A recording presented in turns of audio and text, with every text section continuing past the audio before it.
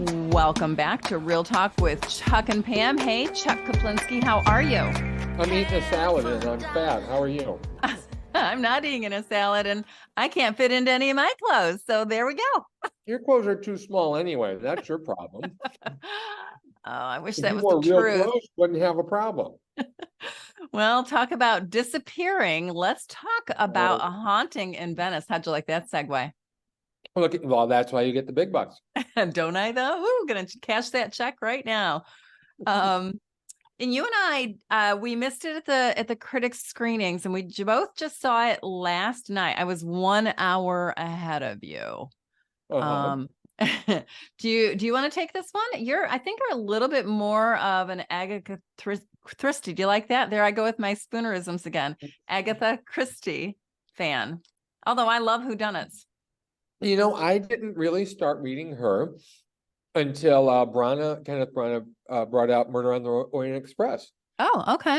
I figured, well, I should kind of know what I'm talking about. The woman has more books in print than anyone. Right.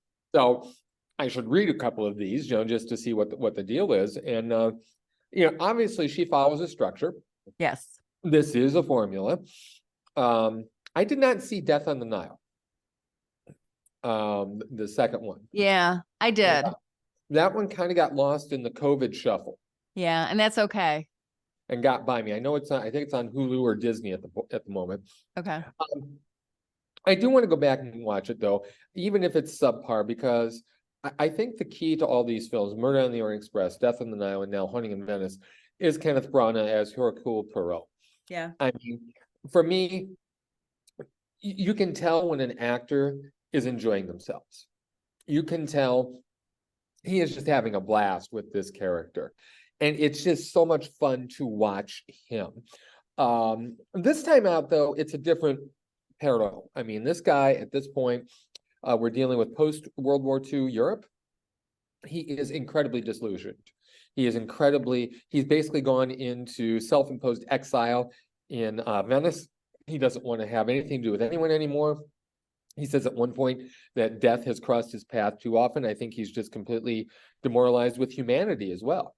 And, having seen what people are capable of. Right. And I love that because it gives Branagh something else to do. This is a more subdued guy this time around. Still as smart, still as sharp, but you can tell he's cynical.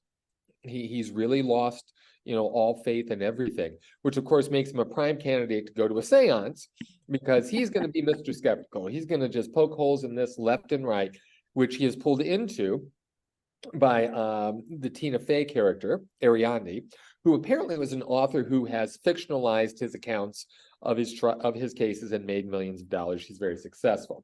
There is a ex-opera singer played by Kelly Riley, who has lost her daughter. Her daughter has recently drowned at this house that they have taken in Venice.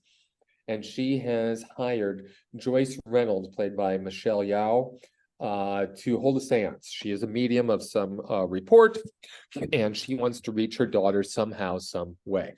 Well, this place where they're living happened to be an orphanage, which apparently is haunted by the souls or the ghosts of children who have met a bad end there, which puts this whole supernatural thing on it.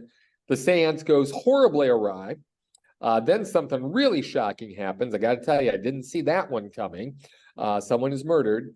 And of course, Poirot locks everyone else up in the house. And no one's leaving until he figures out what's going on. We've got a large cast of characters here. Among them, Jamie Dornan and Jude Hill, reunited from Belfast, again playing father and son. Boy, this Hill kid is great. Isn't he? Is really, really good. I mean, this part that he has is not just a throwaway kid's role. It ends up being a major part of this whole story. And this kid he goes toe to toe with these pros, and he's just, he's great. He is just great. The look of this movie, these movies look fantastic. I mean, I don't know how much money they spend on set design. I know they shot part of it on location, but just a gorgeous film. And this is as much of a horror film as it is a mystery. Oh, yeah. I mean, this is really a gothic horror story. This is a haunted house movie, and he's done a great job of recreating that. There's much more shadow than light here. It's creepy, it's spooky.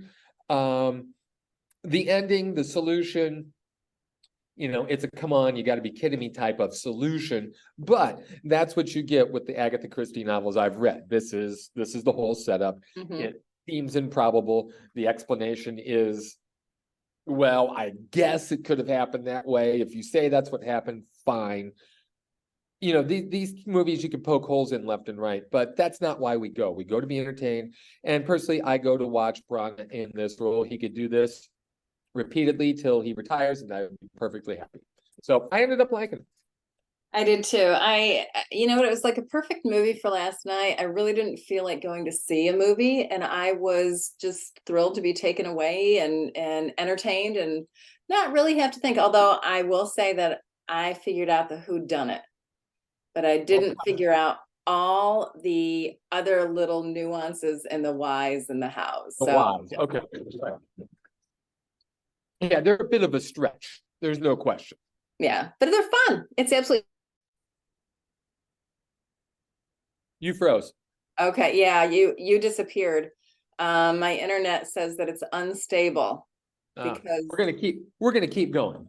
Okay.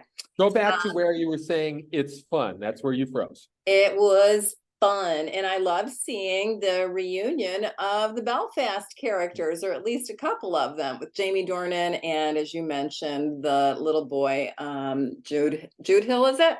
Yep. Yes, Jude Hill. A lot of fun, and it was creepy and scary. I love seeing Tina Fey in this role too. Yeah. She added a bit of snarkiness, which was cool. I think she played well off of Kenneth Branagh. I'd like to see the two of them together in something else and sometime in the future. I could do that. And Kelly Riley, I just really like her. Did I ever tell you that I ran into her on the subway in New York City one time? She was with her husband and I think her kid. I'd like to run into her. Okay, yeah. Just kind of very unassuming and very nice. Anyway, great movie to just escape. Total escapism. Great for this time of year as we're gearing up for Halloween.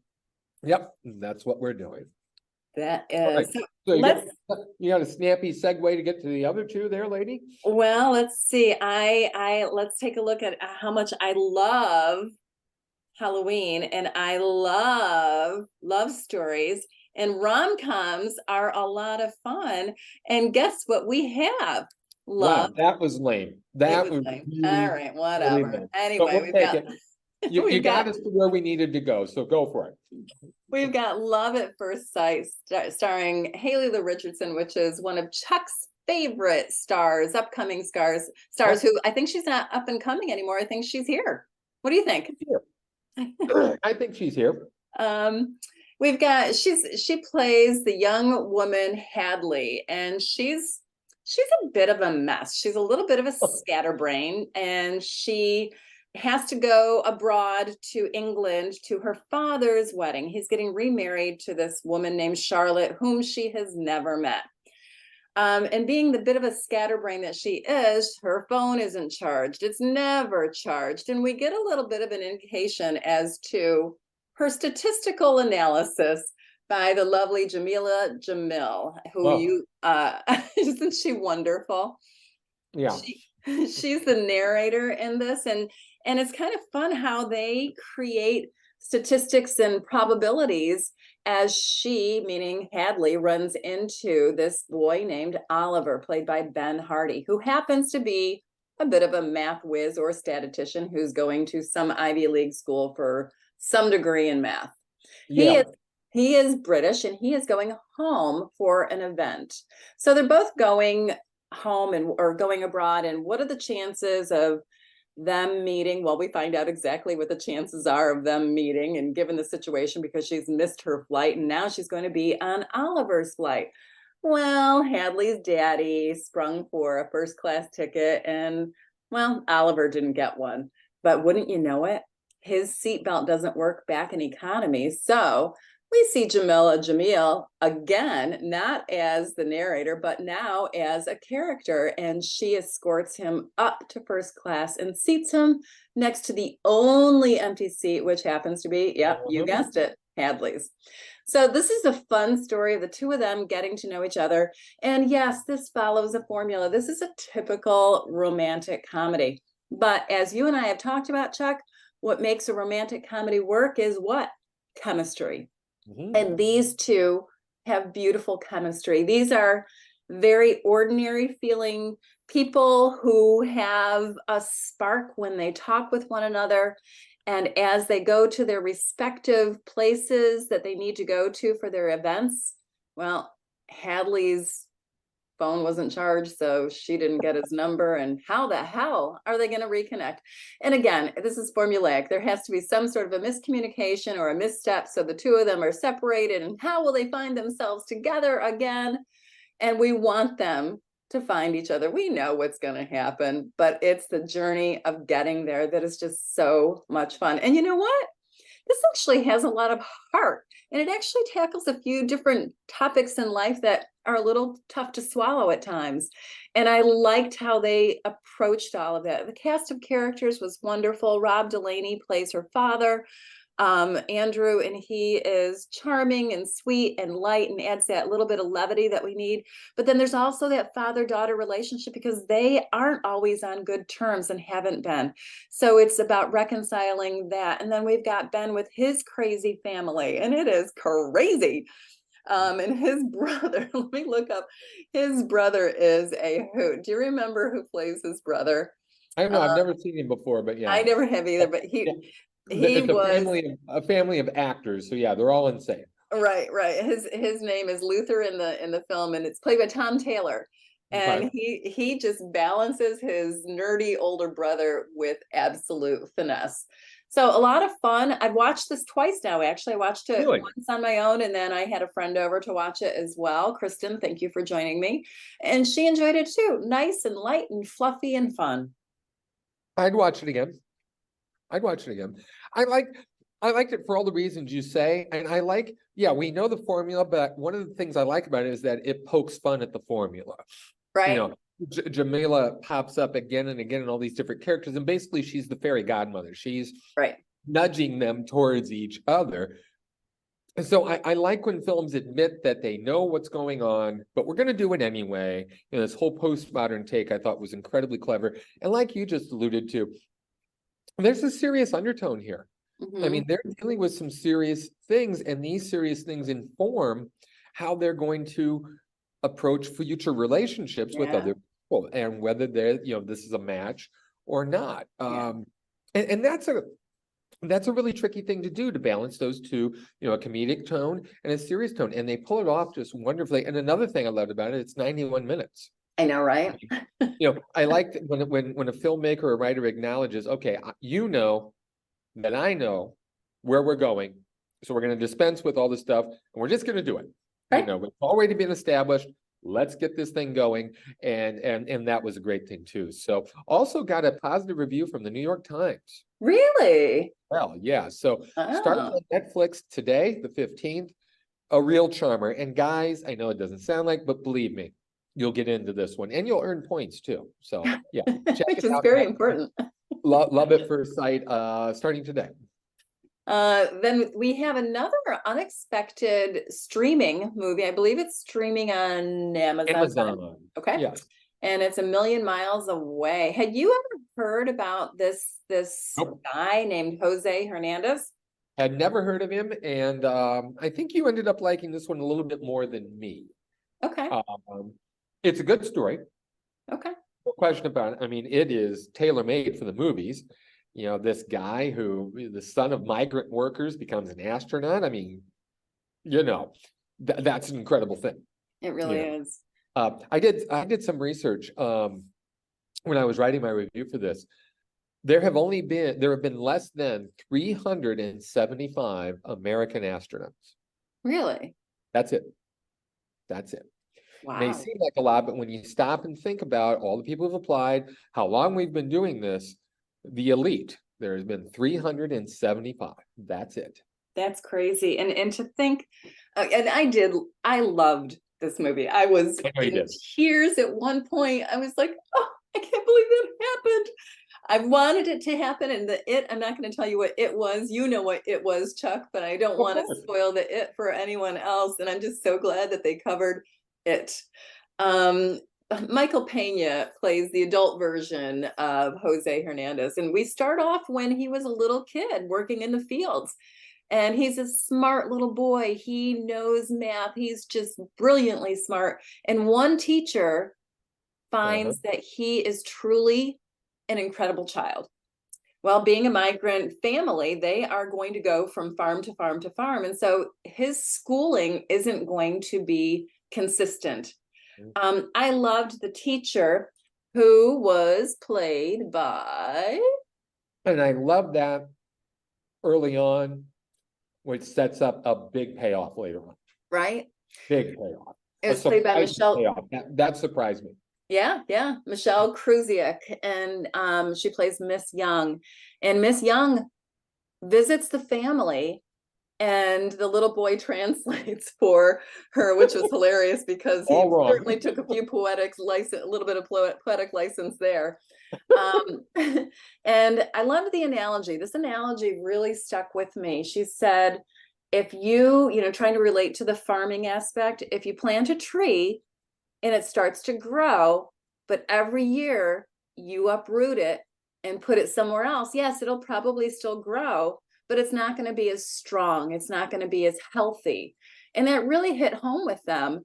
And due to other circumstances, they were able to stay in one place, so that Miss Young was Jose's teacher throughout elementary school, at least. We do jump very, very quickly into adulthood, where he meets the love of his life, Adela, played by Rosa Salazar. And the two of them were meant for each other. They want to help each other fulfill their own dreams and be successful in their own rights, while they are busy having many, many children. Wow. How they did all that, I do not. I mean, I know how they did that, but I don't know how they did all that. Yeah. This was a movie about sacrifice, parents sacrificing for their children, wives sacrificing for their husbands, and husbands sacrificing for their wives in order to better one another and live a dream that maybe we couldn't. Oh, and then the butterfly analogy, and how it takes generations to be able to get from one place to another. I loved that. This was an inspirational tale about the everyday Joe, no pun intended, can do something if you put your mind to it. It's the American dream, which he was able to fulfill. I liked it. I didn't love it. I thought it was too long. Okay, I will agree with you. It lost some pacing in the middle. I mean, well, I thought at the end, once we get to, space, Yeah. it took way too long with the mission and every step. And like, come on, Okay. let's do this. And it does lose something in the middle. And Pena is fantastic. I love him. This was a different kind of role for him, and I liked seeing him in this. He's got a lot more depth than I thought. I really like him in the Ant-Man movies. He's a funny guy, but in this, he's a real guy, and he pulls it off. So I just watched The Mule recently again with Clint Eastwood, and I forgot Pena's in that as well. Yeah. With Bradley Cooper. If it hadn't been played by him, I probably would not have liked the film, but he's just so likable. It's like, yeah, okay, I'm going to go along with this ride. I mean, it's good. It is inspirational. I thought it was a bit heavy-handed.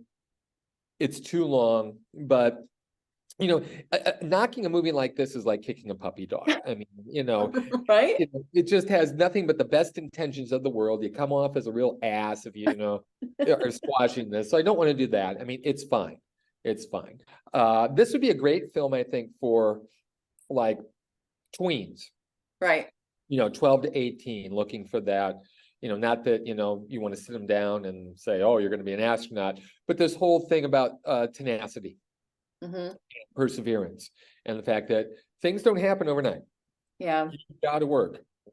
It's a steady progression to get to what you want. And that's a message that I think that escapes a lot of them. So it would be really a good family film, I think. Oh, I think so too. And also just showing how important, if you have one teacher that believes in you, that can make all the difference in the world. Yeah, it does. Yeah. It does. Yeah. sometimes you don't realize that until it's too late. But Right. yeah, it can be the key. No Yep. question about it. And a cool thing at the very end of the movie, stick around for the credits if you watch this, because they, meaning Adela and Jose, have a vineyard. Yes. And they will ship wine, unfortunately, not to Illinois. So I contacted a friend of mine to see if I could get some wine shipped. And they actually do autographed bottles too, which is pretty cool. That is neat. That is Yeah. neat. So those, three winners this week. yeah, winner chicken dinner. Very good. Yeah, it's unusual that we have 3 decent movies all in a row. So good deal. Hey, I have a question for you before we depart. Yes. When you think about going to a movie, do you automatically think I need popcorn and a Coke, or I need Milk Duds in a pop or something?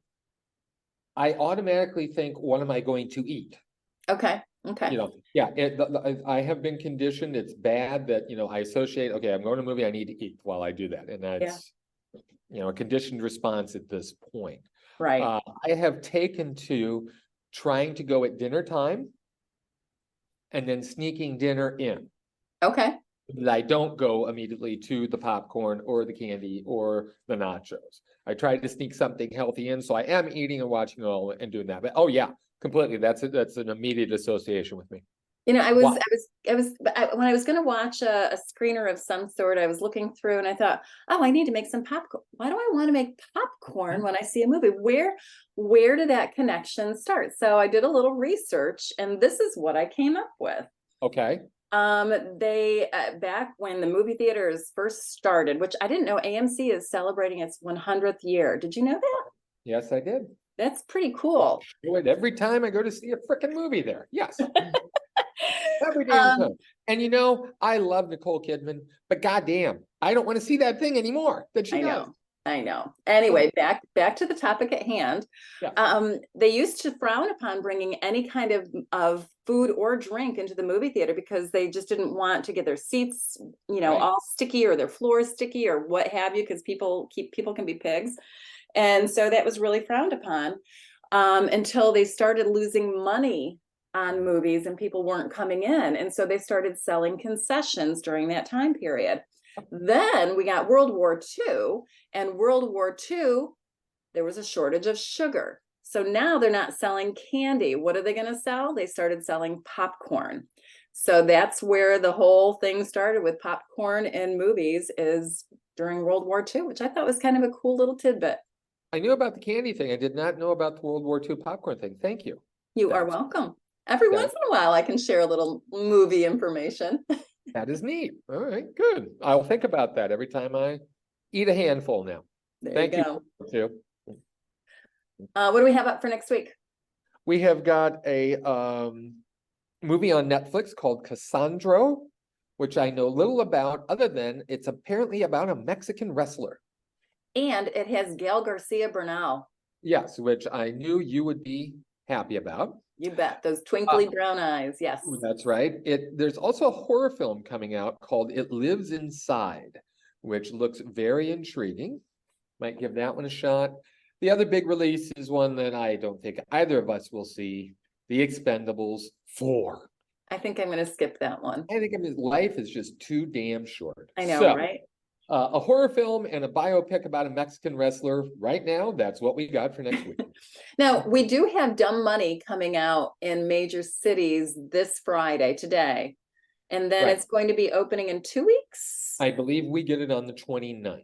Okay, so, and I have seen it, but I'll wait until the 29th when we chit-chat a little bit more on this podcast, and so we can discuss it. I'm really curious to hear your take on it. It looks like a really interesting film. I'm looking forward to it. Yeah, very good. All right, on that happy note, thank you for listening, everyone. realtalkwithchuckandpam.com for all of our reviews, as well as you can check us out on Facebook. And Chuck, I think we need to start doing a few more little giveaways of items from Real Talk with Chuck and Pam. We'll have more information about that next week. Chuck, you look surprised on that. That's because I didn't share that information with you before I said it. That's fine. I'm just here to follow your lead. All right. Thanks, everybody. Thanks, Chuck. Bye. Bye.